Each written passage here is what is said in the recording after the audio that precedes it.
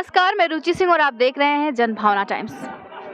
महिलाएं कहीं न कहीं आज हर क्षेत्र में धाक जमा रही हैं, हर क्षेत्र में आगे हैं, लेकिन अभी भी बहुत से लोग ये सोचते हैं महिलाओं के बारे में कि बहुत ही कमज़ोर हैं, कुछ नहीं कर सकती। कुछ लोग की है ऐसी ऐसा सोचते हैं कुछ लोग, लेकिन ऐसा कुछ नहीं है। आपको बता दें कि हमारे साथ आपको एक ऐसी शख्सियत से मिलवाएँगे जिनकी संघर्ष की कहानी, एक महिला है जिनके 2-2 छोटे-छोटे बच्चे और हस्बैंड का डेथ हो गया था, लेकिन वो उन्होंने किस तरह से समाज में सर्वाइव किया। आइए बातचीत करते हैं और जानते हैं उनके जो संघर्ष के दिन रहे हैं उसके बारे में। मैम, सबसे पहले अपना परिचय दीजिए हमारे चैनल को। नमस्ते, मेरा नाम प्रीता, मैं कुटुंबश्री में काम करती है। मेरा गांव चूलीशेरी बोलते हैं, अवनूर पंचायत का है। तो मैंने 2000 में मेरा शादी हो गई है पढ़ाई होने के बाद। उसके बाद मैंने घर पे रहती थी, महिला घर का काम करके मैंने घर पे थी। मेरा हिंदी थोड़ा सा हाउसवाइफ था। तो मेरे हस्बैंड तो इंजीनियर थे, उन्होंने प्राइवेट कंपनी में काम करते थे। लेकिन 2005 में एक एक्सीडेंट में उनका डेथ हो गया। तो मेरा 2 बच्ची थी, उनका बड़ी वाली को उस समय 3 साल हो गई थी, छोटी को 1.5 साल हो गई थी। तो एकदम ब्लैंक हो गया था मेरा मन, मैंने क्या करूं, क्योंकि शादी हो गई, हमारा पूरा दुनिया तो हस्बैंड का रिलेटेड होते हैं, तो अकेले हो गई तो मैं क्या करूं सोच के थोड़ा सा क्या है माइंड डिस्टर्ब हो गए थे मेरे को। तो मैं धीरे धीरे कैसे आगे बोलेगा, तो मेरे मम्मी ने मेरे को एसएचजी में ज्वाइन करवा दी। उसके बाद एसएचजी से कुछ ट्रेनिंग मिले थे प्रेसिडेंट सेक्रेटरी को। मैं तो प्रेसिडेंट थे, उसे इलेक्शन में मैं वीओ ऑर्गेनाइजेशन में प्रेसिडेंट होके सिलेक्शन हो गया है। सीएलएफ में आगे है, हम लोग सीडीएस बोलते हैं। उसके साथ में दूसरे इलेक्शन में खड़ा हो गई थी हमारा उधर का एक कोऑपरेटिव बैंक में, तो मैं जीत गई ही।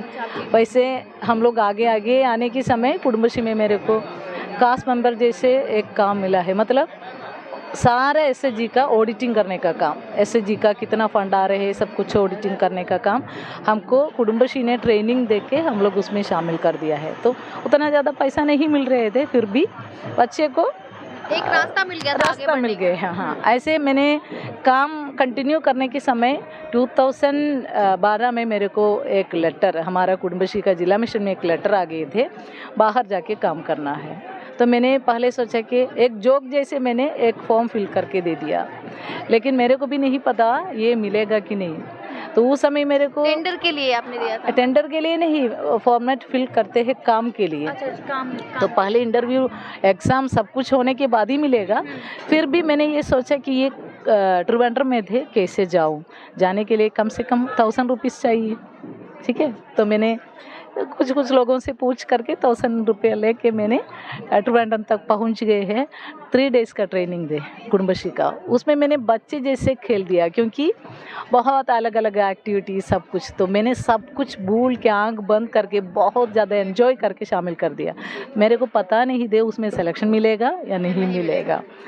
मेरा मन में ये थे, मैं जिनसे 1000 रुपये ले लिया है वो वापस कैसे दूँ, सच में दिमाग में ये चल रहा था। फिर भी 3 दिन मैंने एंजॉय करके सारा एग्ज़ाम एक्टिविटी सब कुछ में मैंने अटेंड कर दिया। उसके बाद क्या हुआ है, 2 महीना मैंने वेट कर दिया है।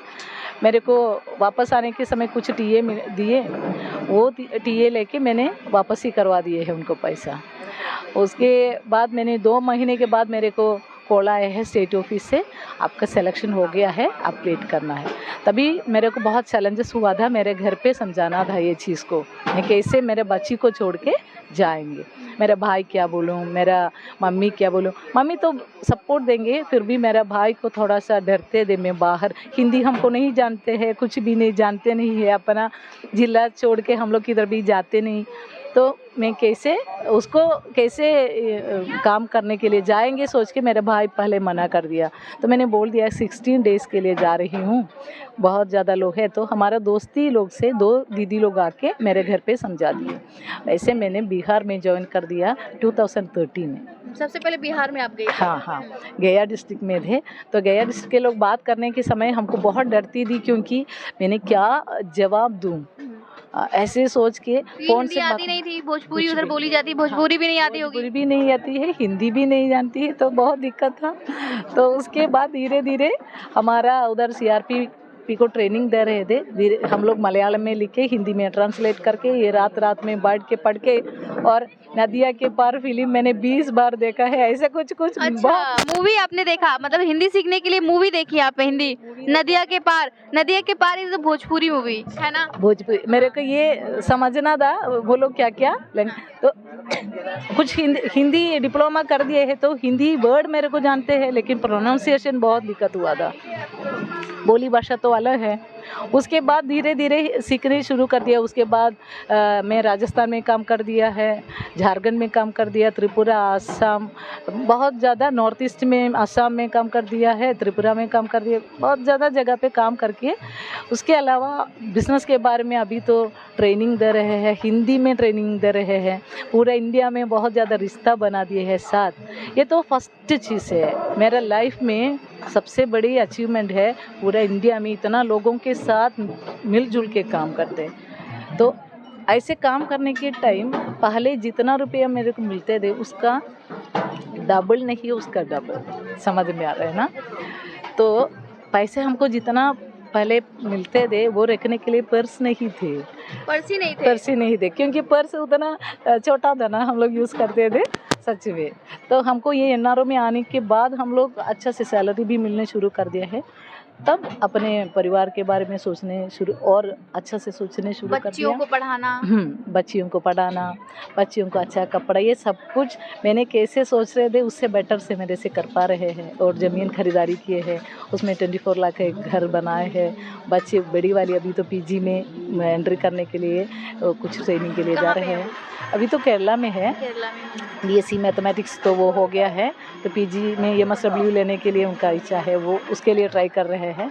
छोटी वाली केरला सरकार का कीम एंट्रेंस लिखा था, उसमें इंजीनियरिंग को एडमिशन मिला, अभी तो सेकंड ईयर ख़त्म होने वाले हैं।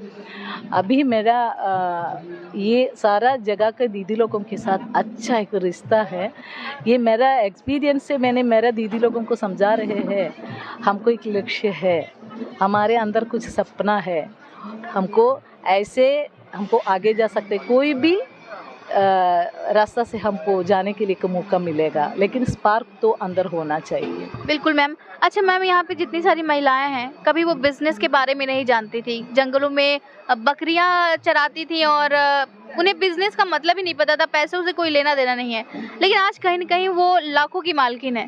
तो मैम उन सब औरतों की स्ट्रगल के बारे में आप क्या कहना चाहेंगे? किस तरह से स्ट्रगल करके वो यहाँ तक पहुँची हैं?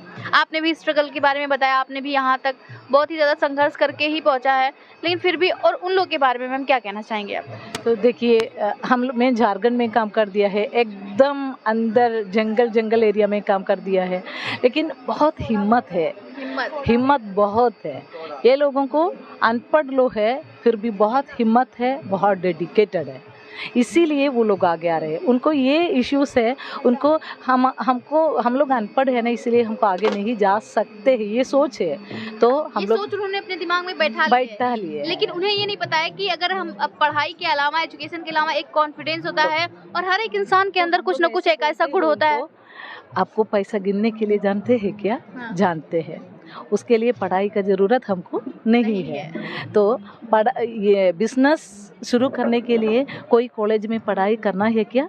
नहीं करना है। वेजिटेबल्स तो बनाते हैं, बेचने के लिए कॉलेज में जाना है क्या? नहीं जाना है। ऐसे हम लोग बोल बोल के हिम्मत दे रहे हैं उनको, हम लोग ऐसे सिखाते हैं एकदम प्यार से, तो गुस्सा कभी नहीं करते हैं। तो वो लोग मतलब आपसे बहुत, मतलब आप मोटिवेट करते हैं उन लोगों को? मोटिवेट करते हैं। तो मतलब अपनी कहानी तो डायरेक्ट तो नहीं बोल सकते हैं, क्योंकि हम लोग दूर दूर जाके काम करने वाला है, तो हम लोग ये बोलते हैं, बहुत ज़्यादा लेडीज़ का कहानी सुना देते हैं। अनपढ़ एक कमी नहीं है, लेकिन आगे जाने का हिम्मत है तो हमको आगे जा सकते। बिल्कुल मैम, बहुत बहुत धन्यवाद मैम आपका। Thank you.